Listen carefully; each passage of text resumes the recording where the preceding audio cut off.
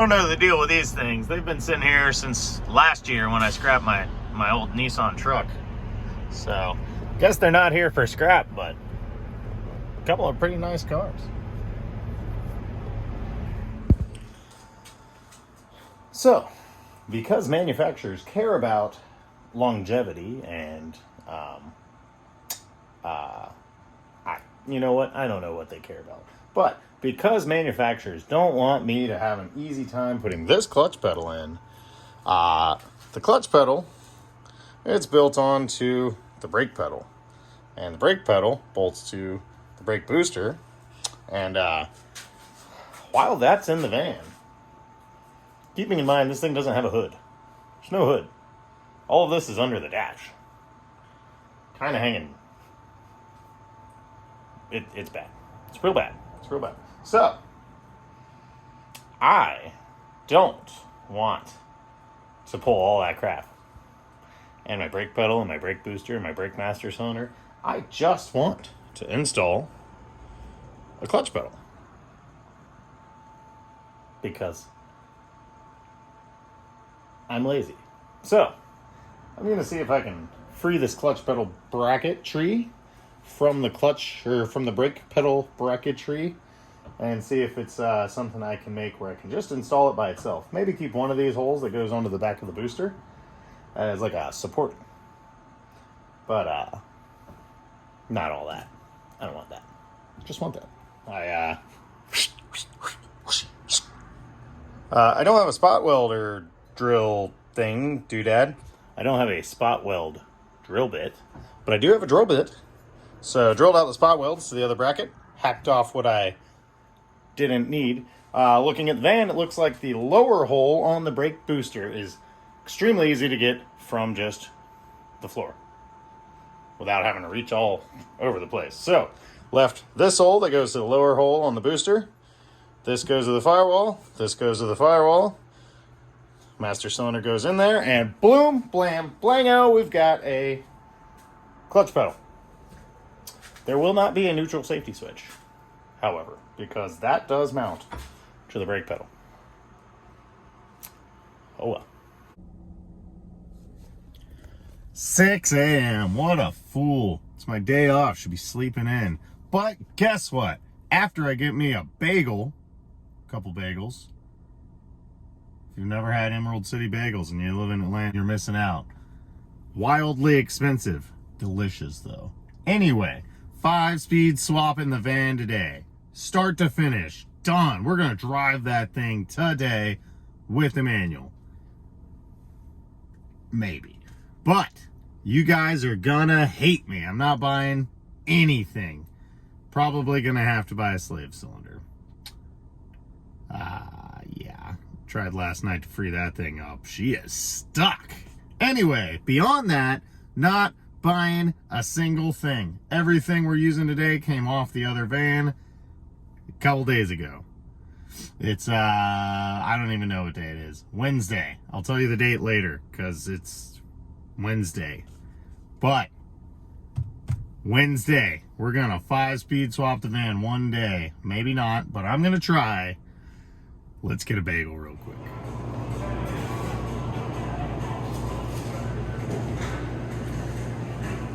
Dang it. Set up this rig last night, hoping to free up the piston in this slave cylinder. Didn't work. Damn, it's kind of cold out here.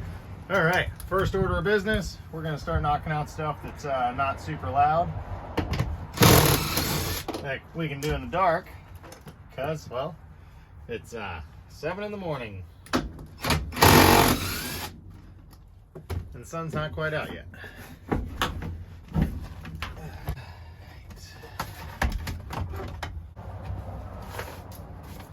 Wow. Title bond information.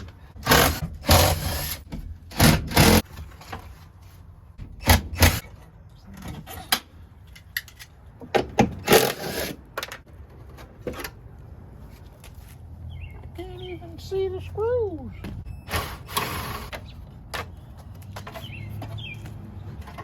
This line goes up to the pedal. down here, there's a plug for it.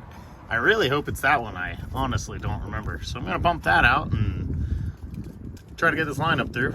Probably be the wrong one. Exciting.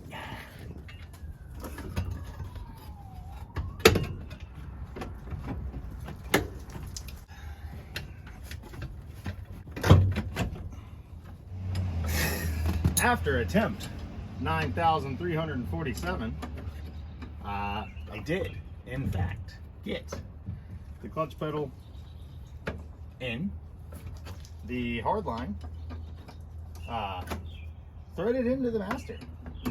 But what nobody tells you about when they talk about working on cars is that one bolt that only gets an 1/8 of a turn at a time.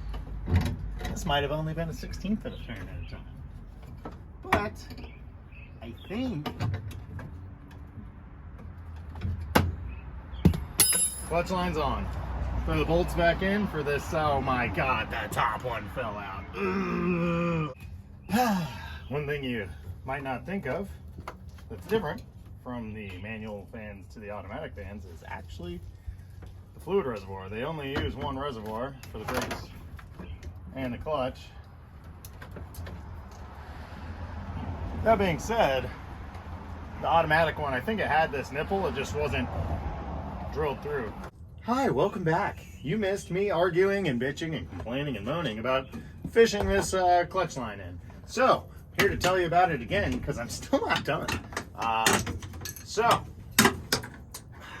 I specifically said I was going to make my own clutch line because I didn't want to fish this in. And here I am, fishing. My original plan was to buy some -3 AN line and just make a soft line. Way easier route that way instead of all these bends trying to get back through. The other van didn't have AC, so I didn't realize there was going to be this much stuff in the way getting this line back in, but this van has dual front and rear AC. So there's a ton of crap in here. Officially moving to the bottom side of the van. Yeah, drain the trans. Don't want to, but I also don't want to make a mess later. So we're gonna start there, then move on to the thing I always forget because I never work on automatics, is the FlexFlate 2 torque converter bolts. Missed the pan, made a mess already. That went way faster than I expected. Crap. Ugh. All right, they're 12mm down here. I no idea how many of them there are, because, well, never worked on one of these, or really any automatics for that matter. Already lost that one. Ratchet on the crank to bring the next one around. Probably like 6 of them because they're real close together. I was hoping for 3. Oh, we hit some compression. Well, just like on the manual, we've got a shifter cable and a little shifter cable bracket. We'll bust that off, pull the starter, unplug the bad girl, and then we'll pull the drive shaft and bell housing bolts. Get this thing out of here. Started to like 7 roughly. It's like 8:50. We're moving right along. We're almost there. Hi kids. Friendly reminder. When unbolting the starter, maybe disconnect the battery before. You know, we out here welding. I'm gonna disconnect the battery before disconnecting the starter, because, you know, you should have done that already. All right, just got the drive shaft out. It's pretty simple, self-explanatory. No center support bearing or anything, so I'll let you figure that one out on your own. So anyway, let's address some of the automatic transmission specifics that I don't normally have to look at, like kickdown cables, or you know, I don't know the other name for it, but it's this guy right here. So you can see this cable goes down to the transmission. up to the throttle body. When you actuate the throttle, pulls that cable, puts more pressure on one of the thingy doodads stuff. More pressure to make it upshift or downshift, right? I don't know. Figure it out. Take that off. Another Auto Magic specific part is going to be trans cooler lines. They come out of the trans here, go to the front to probably the radiator or a secondary cooler. I haven't even looked. They're bolted to the motor on a little bracket. They're full of ATF, so they're going to make a friggin' mess when you disconnect them, but they need to be disconnected before you can pull the strands. So let's do that so I don't forget. Now to bell housing bolts. Looks like, obviously, but looks like just like on the manual, we've got 17s mostly, a couple of hidden 14s, and really should have paid more attention. I don't know if this little chassis or transmission to motor brace brackets are the same from the auto to the manual. Guess we'll find out in a little bit. All right, drive shaft out. Most of the bell housing bolts are loose and or out. Had to move my fuel pump because when I rebuilt the fuel system on this van, I wanted to swap it to an external pump for multiple reasons. One, you can replace it easy without dropping the tank. And two, the hanger on this thing was disgusting, unusable. So we are now theoretically to the point of undoing the trans mount. Then we got to pull the auto specific trans mount bracket. No gap between the motor and the trans yet. I don't see any hardware still on. All the bell housing bolts were extremely tight, and it's a fairly low mileage van, so more than likely this thing's never been out, so that just might be the reason. We got some movement. Oh Lord, there's still a bell housing bolt in here, guys. Why didn't you tell me? Ought to come out all right now. My holdup over here is going to be the transmission cooler lines. Got to guide them out. So we got her out. Got to get that non-flywheel flywheel out of there. Flex plate's got to come off. Pulled the pilot bearing out of the other motor. I got one for you. So I can't believe it's working. It might not because I just changed bolts and this one's kind of crunchy, but tell me why I saw somebody on Facebook doing this.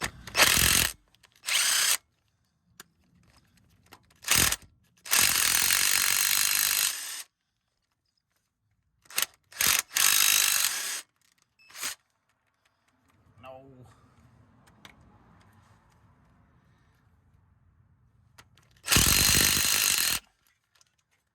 How does that work? No way. Crazy, right? I already tried the grease. It wasn't working. Don't have bread. But a friggin' bolt and a flathead screwdriver. Just like that. Yep, I'm gonna recycle that right into this one. As you should. I didn't buy a rear main seal. Extremely important fact to note. Flex plate bolts are always shorter than flywheel bolts. So, when you're doing a manual swap and you go to put your flywheel on, make sure you have bolts from a manual transmission flywheel. Now, I did not steal the dust shield off the manual van. Hopefully, the auto won't work on the manual. Got our manual transmission mount brackets installed. This thing was undercoated super sacrilegiously, so I had to chase those bolt holes conveniently while I was charging the battery for my electric impact, so I had to do it by hand. That was dumb. Pressed in my used pilot bearing and got the flywheel sitting on. She looks okay. Looks like this thing had a pretty bad oil leak. Not this one, but the van I pulled this from. Got my manual transmission specific flywheel bolts on. Of course, have to rebuild this clutch like new. Other side. Clutch really is like new.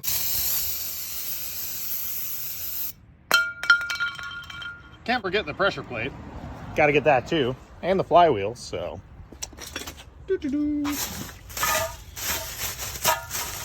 cool. I bought 3 cans. Flywheel too. Rebuilt. I, of course, don't have an alignment tool for this transmission because, well, I didn't buy a clutch. But what I do have is a bolt that fits in the pilot bearing and some tape. A little more. Don't be shy. Like a glove. Clutch is in. Trans is behind me. Before we get too far along, though, we do want to make sure that's a transmission alignment dowel. Want to make sure there's a receptacle in the transmission for that. There's another one here. Top bolt, alignment hole, alignment hole. 1, 2, 1, 2. Dowel, alignment hole. GTG, let's go. I have contracted the local fiance to help me operate the jack. Slowly, slowly, slowly.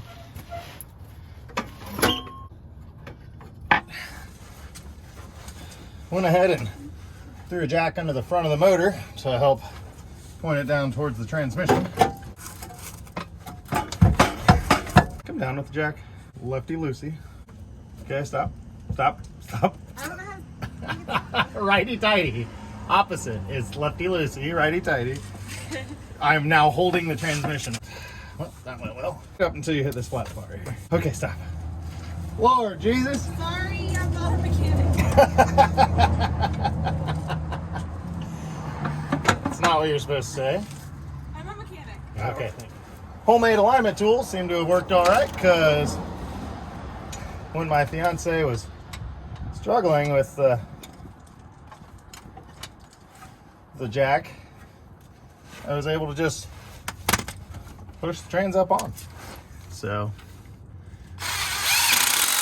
turns out we're all right.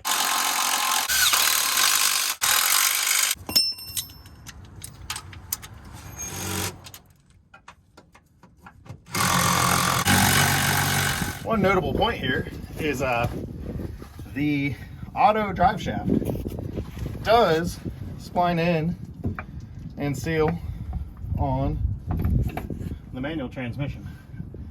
So if you found yourself in a situation doing one of these swaps where you did not have a manual drive shaft,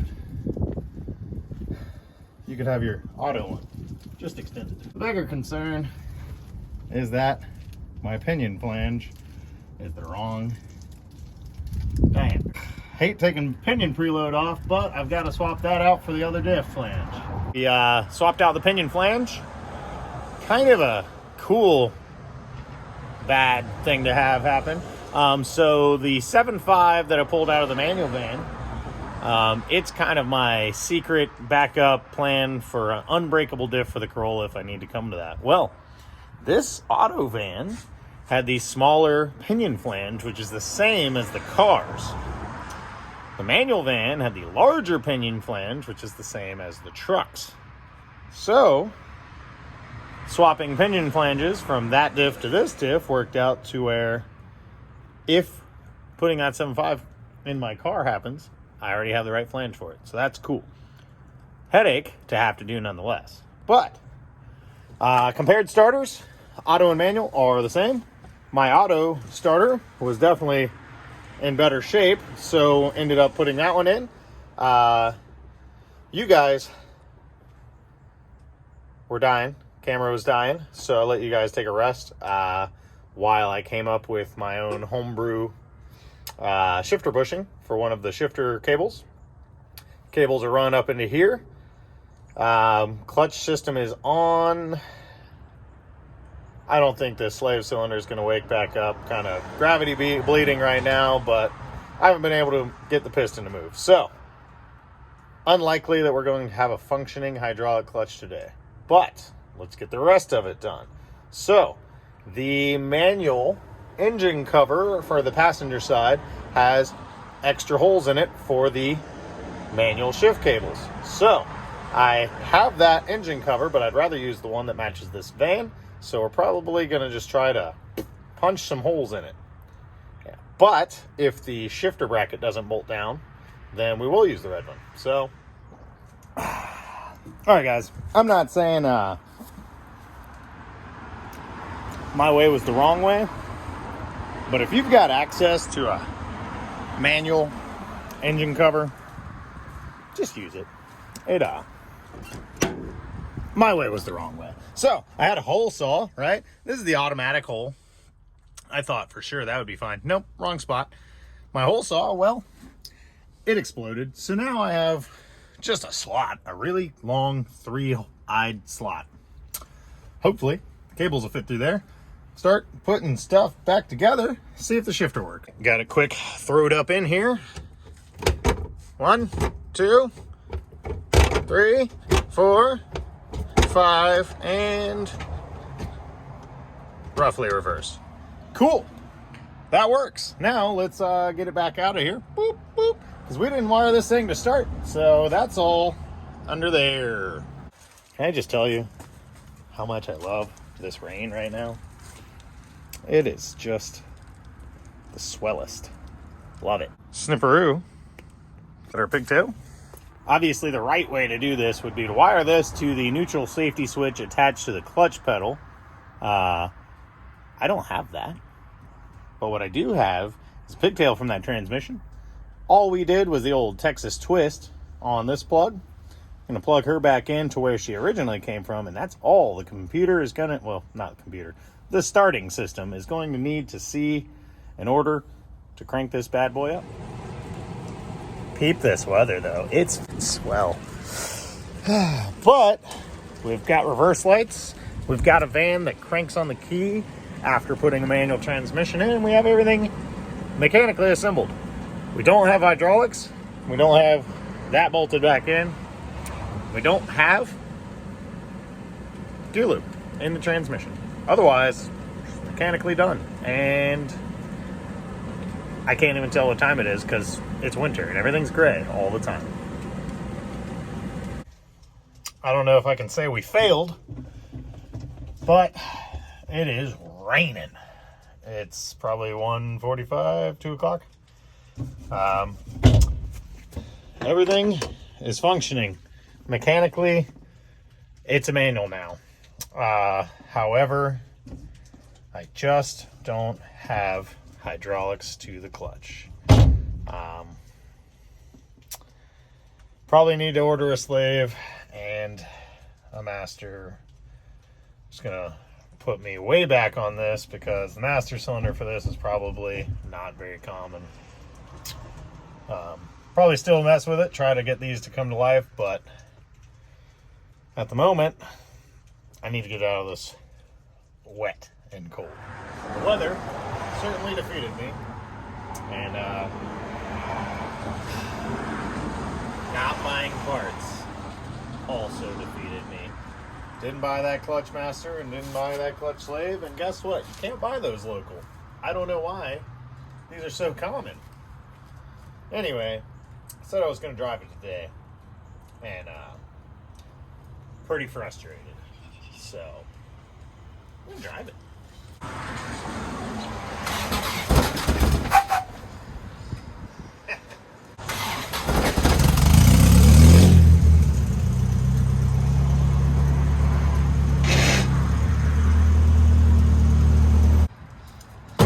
Yeah, we only went 20 feet, whatever. Proof of concept. Ordered my slave and master from Rock Auto. Paid a lot of money for some expeditious shipping. Maybe Friday, probably Saturday. Maybe get this thing moving under its own power. But wait. So, yesterday, Wednesday, we gave up working on the van. Got cold. It was raining. Didn't seem we were going to get any hydraulics to function for the clutch. Went ahead, went online, ordered from Rock Auto a new slave and a new master. Then I paid $55 for expedited shipping. Said Friday. Came out this morning. Beautiful day. A little more motivation. And sure enough, got the slave cylinders freed up. And threw it back on. And, well, so...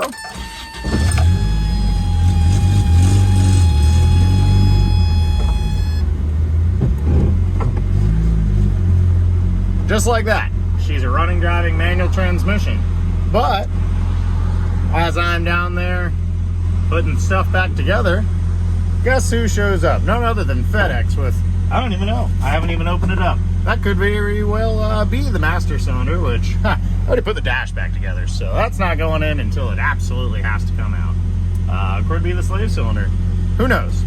But what I do know is she's done. It's a manual. We made it happen. Takeaway from this, guys, is before I got this van, I'd never worked on one of these vans, okay? Before I manual swapped this van, I'd never even touched a manual one of these vans, okay? You don't know what you're doing until you do it, okay? Don't be held back by what you don't know yet. Get out there, get your hands dirty, and just make it happen.